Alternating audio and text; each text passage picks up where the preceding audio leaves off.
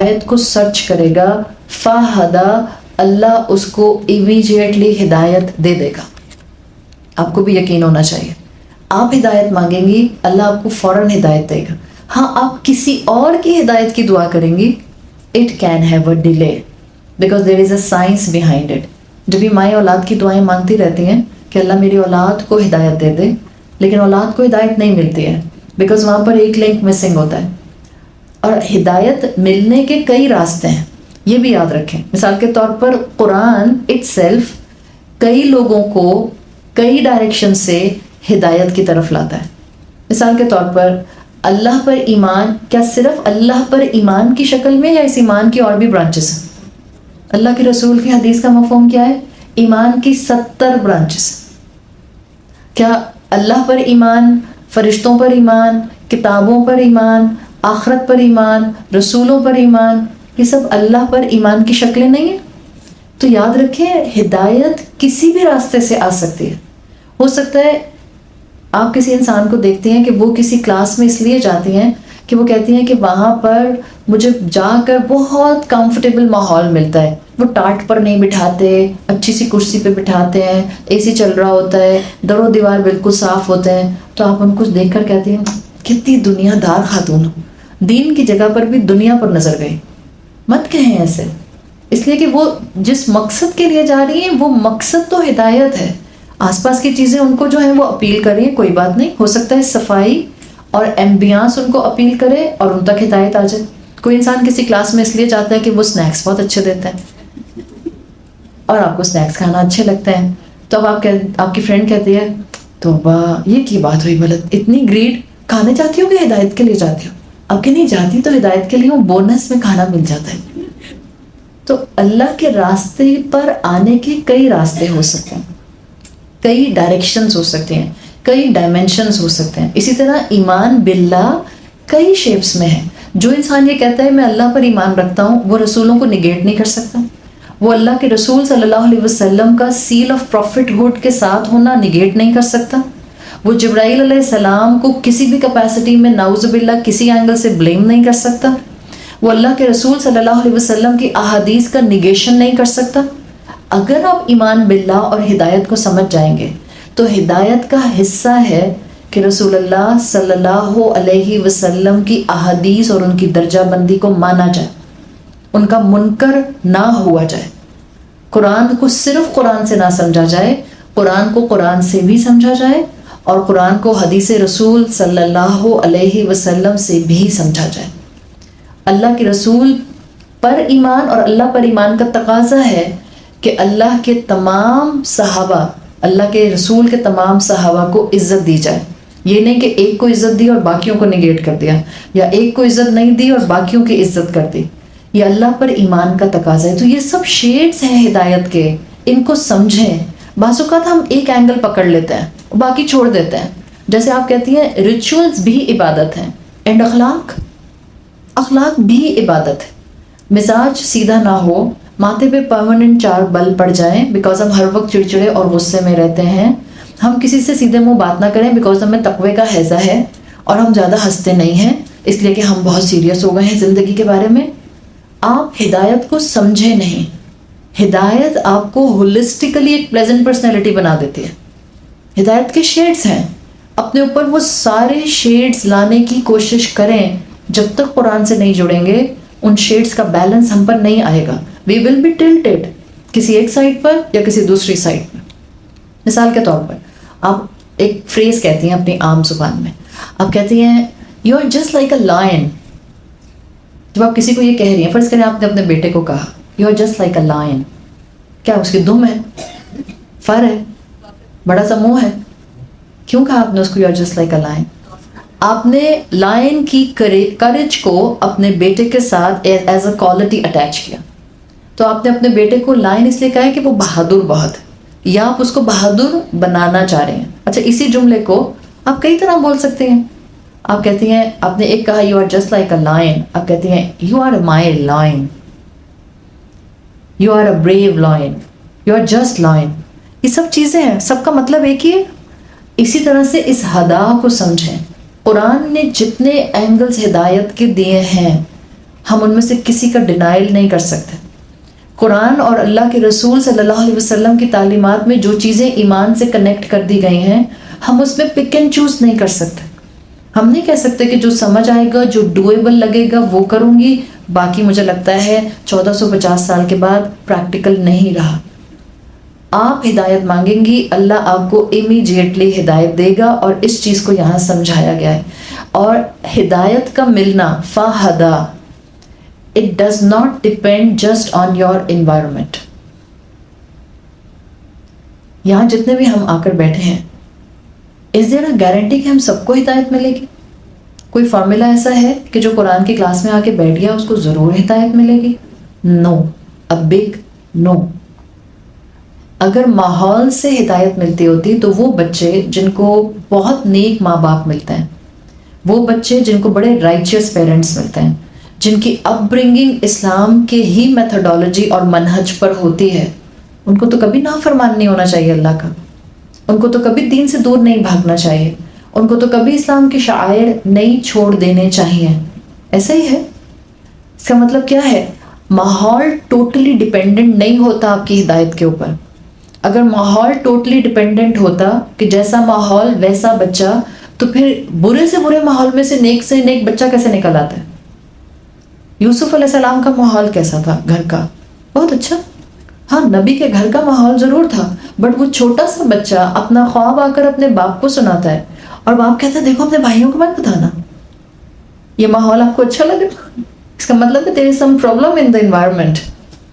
Comfortable ideal ماحول نہیں ہے گھر کا. اور ابا نے پھر نہ صرف یہ کہا کہ بھائیوں کو نہیں بتانا، ابا نے پھر سمجھایا بھی کہ دیکھو اللہ تعالیٰ کسی بندے کو چن لیتا ہے، کسی کو خاص کر لیتا ہے. Always be conscious of him. اللہ سے اپنا تعلق مضبوط رکھنا. اسی والد نے جس نے اپنے بھائیوں سے یہ خواب ڈسکس کرنے سے یوسف کو منع کیا تھا، اپنے بچے کی گرومنگ کر دی.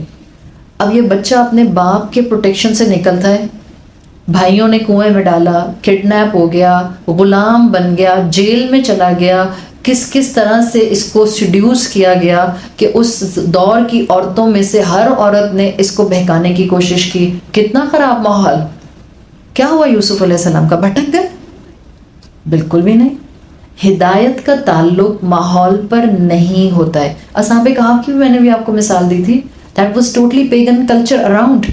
کوئی اللہ کو نہیں جانتا تھا، کوئی اللہ کو نہیں مانتا تھا. تو پھر یہ کیوں نہیں بھٹکے؟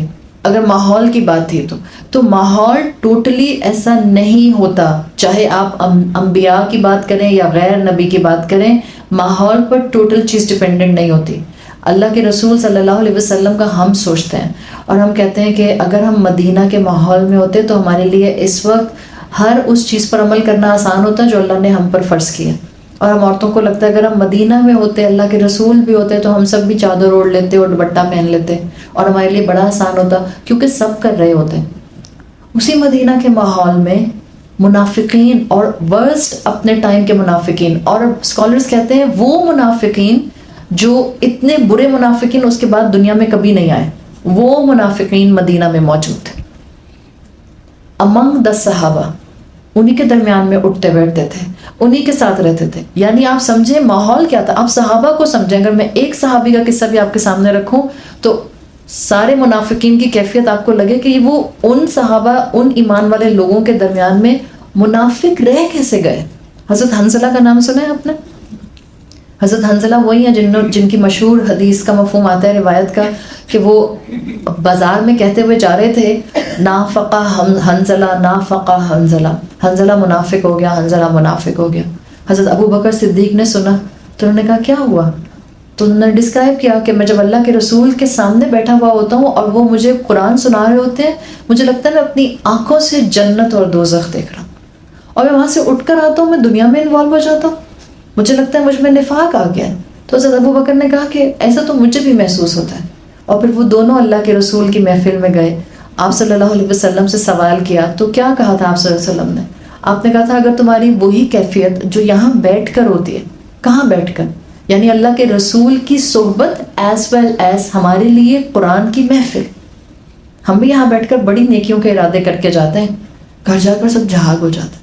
جہاں کوئی ذرا سا اونچی آواز میں بات کرتا ہے، ٹیڑھی نظروں سے بات کرتا ہے، ٹیڑھے منہ سے بات کرتا ہے، وہیں جا کر ہماری نیکیوں کے ارادے بھی ایسے ہی فزل آؤٹ ہو جاتے ہیں.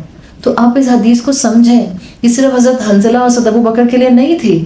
آپ صلی اللہ علیہ وسلم نے ہمیں بھی کہا اگر تمہاری کیفیت وہی ہو جائے حنظلہ جو تمہاری میری محفل میں اللہ کے ذکر کی محفل میں ہوتی ہے، تو فرشتے تم سے آ کر راستوں میں مصافحہ کریں، حق کریں تم کو فرشتے. اس لیے کہ ممکن نہیں ہے کہ وہی کیفیت رہے. یہ اتنے ایمان والے حضرت حنظلہ تھے اور ان کو اپنے بارے میں نفاق کا ڈر تھا. حضرت حنظلہ کا انتقال کیسے ہوا تھا؟ شہید ہوئے تھے اور جنگ میں شہید ہوئے تھے.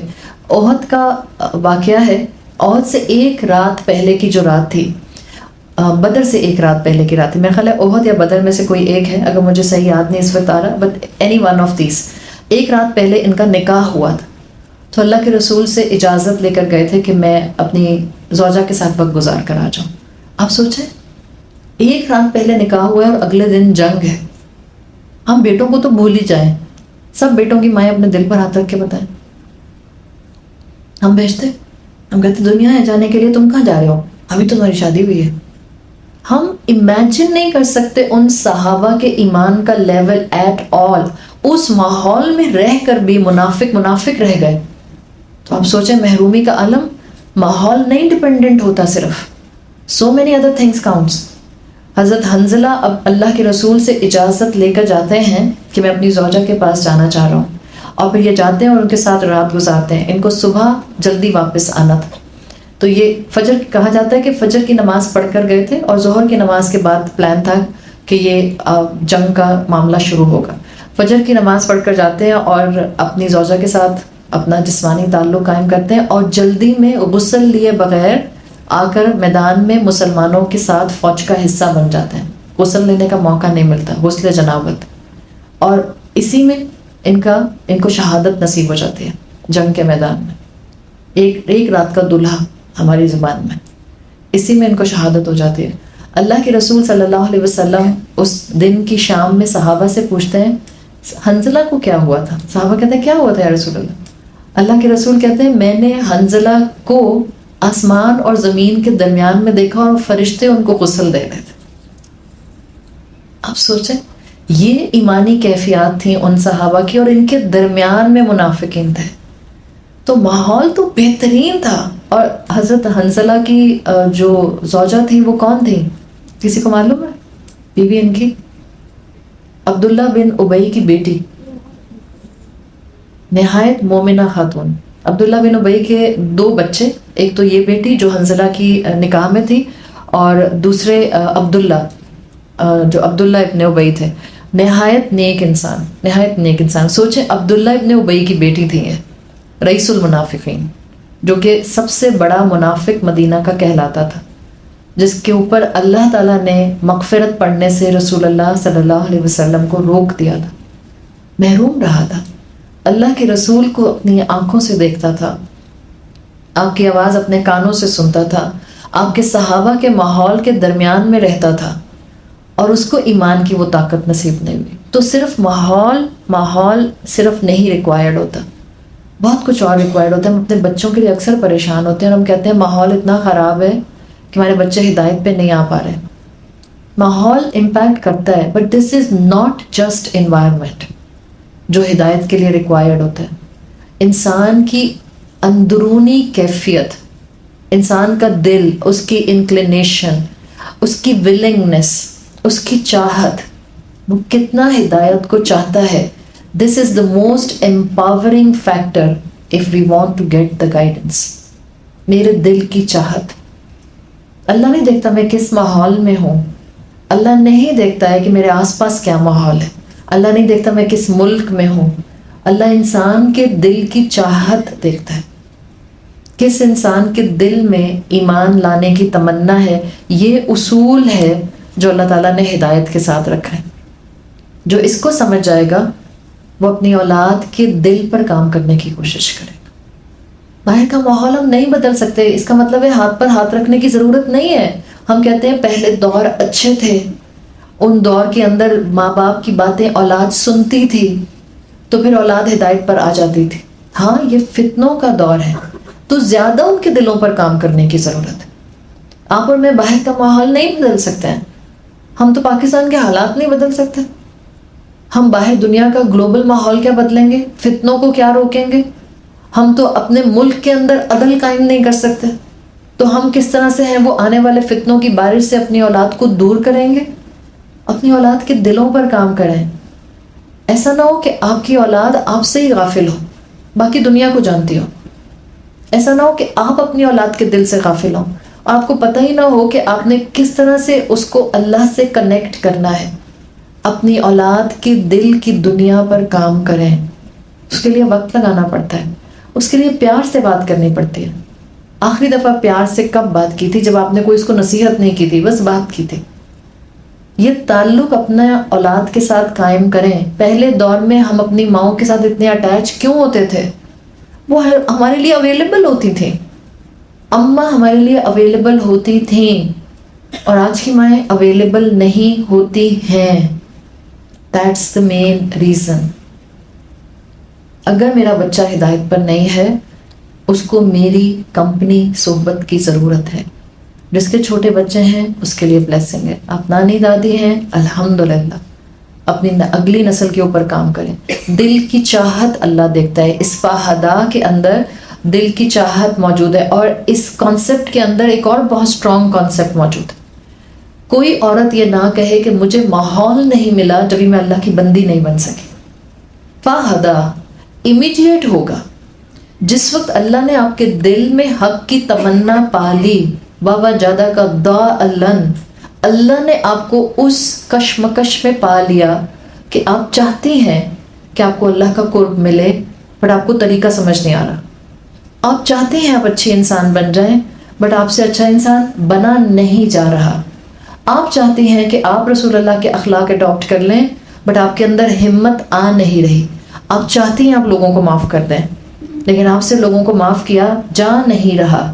اللہ یہ کیفیت دیکھتا ہے. کیا حدیثیں نہیں پڑھتے ہم؟ حدیثوں کا مفہوم نہیں آتا. اللہ تمہارے مال نہیں دیکھتا، اللہ تمہارے چہرے نہیں دیکھتا، اللہ تمہارے دل دیکھتا ہے. تمہارے دل کی کیفیت دیکھتا ہے، اس دل کی چاہت دیکھتا ہے.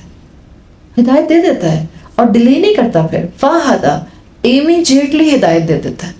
اپنے دل کو اپنے اللہ کے ساتھ جوڑیں، اللہ آپ کو ہدایت دے گا. تو اسکالرز کہتے ہیں دالن اور ہدا، اس کے درمیان میں ایک پاتھ بنتا ہے. بابا جادہ کا دالن، اللہ آپ کو پاتا ہے کسی کشمکش کے اندر. آپ چاہ رہی ہیں، آپ ایک راستہ ڈھونڈنا چاہ رہی ہیں، آپ کسی نہ کسی اس وقت ذہنی کوفت کے ساتھ، ذہنی ٹرموائل کے ساتھ آپ چاہ رہی ہیں آپ اپنا اصلاح کریں، آپ اپنے آپ کو ذہنی طور پر مضبوط کریں، آپ اپنی زندگی میں کوالٹی لے کر آئیں. تو یہ ڈالن سے ہدا تک کے درمیان میں اللہ اپنے بندے کی ولنگنس، انکلینیشن، رجحان، خواہش اور جذبہ دیکھتا ہے.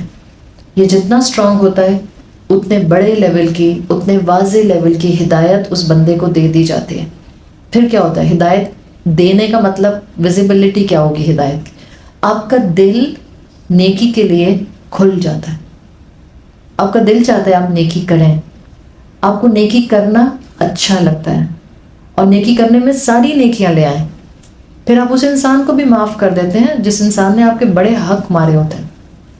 نیکی کرنا اچھا لگنے کا مطلب پھر آپ لوگوں سے نہیں پوچھتی ہیں اگر میں صرف فرض پڑھ لوں تو، سنتیں چھوڑ دوں تو، اگر میں تراویح نہ پڑھوں تو، اگر میں صرف 4 تراویح پڑھوں تو، اگر میں 8 پڑھوں تو. آپ کو نہیں پھر ضرورت ہوتی لوگوں سے پوچھنے کی. آپ کو اللہ کی طرف سے شرح الصدر مل جاتا ہے.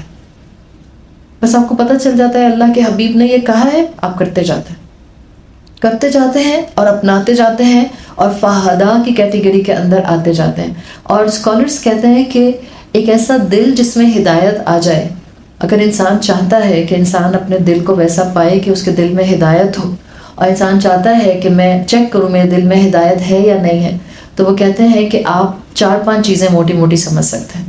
آپ کا دل چاہے گا کہ آپ اللہ کے کلام کے ساتھ وقت گزاریں، آپ اس کے کلام کو سمجھیں. آپ کا دل چاہے گا کہ آپ اللہ کو راضی کرنے کے لیے کچھ کریں. آپ اپنے رب کی معرفت کے بعد اپنے رب کو راضی کرنے کے لیے کچھ کریں. آپ اپنی زبان کو تھام لیتے ہیں. ہدایت آنے کی علامت آپ کی زبانیں تھم جاتی ہیں. جب زبانیں تھم جاتی ہیں نا، گھر کے اندر کے ماحول سنورنا شروع ہو جاتے ہیں. زبانیں جب سنبھل جاتی ہیں تو انسان رشتوں کو بھی احترام کے ساتھ پھر مینج کرنا شروع کر دیتا ہے. تو اللہ سے رابطے کا دل کرتا ہے، اللہ کے کلام کو سمجھنے کا دل کرتا ہے، زبان کو مومن تھام لیتا ہے اور میکسیمم ٹائم اللہ کے کلام یا اللہ کے ذکر یا اللہ کی بتائی ہوئی شریعت کے ساتھ گزارنے کی کوشش کرتا ہے. فہدا کی کیفیت ایک انسان کی زندگی میں اس طرح ریفلیکٹ کرتی ہے. تو کیونکہ اسکالرز کہتے ہیں کہ یہاں فہدا کا نہیں آیا، اس لیے یہاں پر اللہ ہر ایک کو ہدایت دیتا ہے.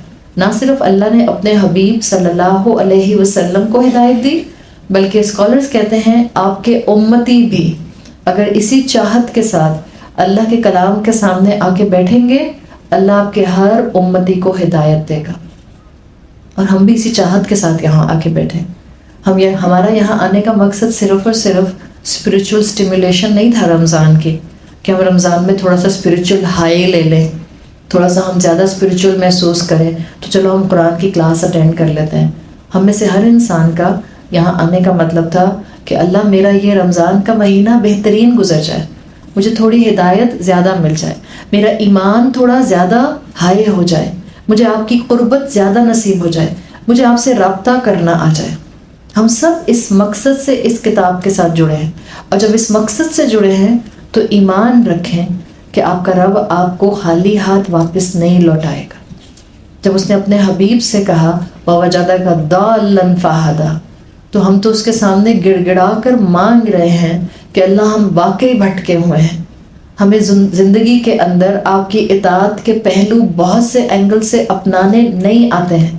اللہ ہماری اصلاح کر دے. اللہ ہمیں اپنے بچوں کے دلوں میں آپ کی محبت انڈیلنے کی حکمت عطا کر دے. اللہ ہمارے دلوں کو ہدایت دے دے. اللہ ہمیں ایسی ہدایت دے کہ جو ہدایت ایک دفعہ ملنے کے بعد پھر واپس کبھی نہ جائے، ہدایت کو کبھی زوال نہ آئے. ربنا لا تزغ قلوبنا بعد اذ ہدیتنا. اللہ جب ہدایت کی نعمت مل جائے تو پھر اس ہدایت کی نعمت کو کبھی زوال نہ آئے. اللہ ہماری اولادوں کو اسلام کی محبت عطا فرمائے. اللہ ہمارے گھروں کو ایک پیسفل، پرسکون، ایمان والے ماحول والے گھر بنا دے. اللہ اسپاؤسز کو ایک دوسرے کے لیے آنکھوں کی ٹھنڈک بنا دے. اللہ اولاد کو والدین کے لیے آنکھوں کی ٹھنڈک بنا دے. اللہ بیماروں کو شفائے کلی عطا فرما دے. اللہ بھٹکے ہوں کو راستہ دکھا دے. اللہ جو بے آسرا ہیں ان کو سہارا دے دے. اللہ جو مائیں اپنے بچوں کے رشتوں کے لیے پریشان ہیں، اللہ ان اولادوں کو بہترین گھر، بہترین سسرال، بہترین اسپاؤسز عطا فرما دے. اللہ ہمارے بچوں کو جہاں دنیا کی تعلیم ہم نے ان کو دلائی ہے، اللہ ہمیں ان کو اسلام کی محبت بھی سکھانے کی توفیق عطا فرما دے. اللہ فلسطین اور کشمیر کے مسلمانوں پر رحم فرمائے. اللہ پاکستان کو امانت والے حکمران عطا فرمائے. اللہ ہمیں ہمیشہ ایسے ماحول میں رکھے جس ماحول میں ہمارے لیے نیکیاں کرنا آسان ہو. اللہ ہمارے دل کو اپنی اطاعت کے لیے کھول دے. اللہ ہمیں شرح صدر عطا فرما کہ ہمارے دل میں جب ہدایت آ جائے تو ہم اپنے آپ کو صرف نیکیوں کے راستے پر دوڑتا ہوا محسوس کریں. اللہ ہمیں بخش دے. اللہ تمام مرحومین کو بخش دے. اللہ ہمارے والدین کو بخش دے. اللہ ہمیں اپنے والدین کے لیے اور ہماری اولادوں کو ہمارے لیے بہترین صدقہ جاریہ بنا دے. سبحانک اللہم و بحمدک نشہد ان لا الہ الا انت نستغفرک و نتوب الیک. جزاک اللہ خیرا.